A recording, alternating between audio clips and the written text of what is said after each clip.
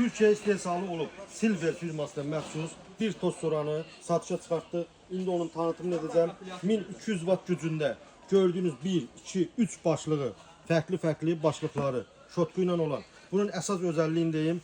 Gördüğünüz bu hissəsin hamısı metaldandır, paslanmaz, xarab olmaz. Metaldandır. En çok xarab olan bu hissə olduğu için düşünülüb.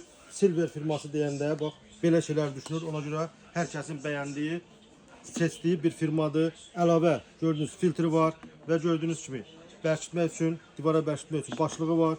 Onu qeyd edim ki, bu məhsul həqiqətən də bazarda özünü ispat etmiş məhsullardan biridir. Bir dənə düzünə baxın.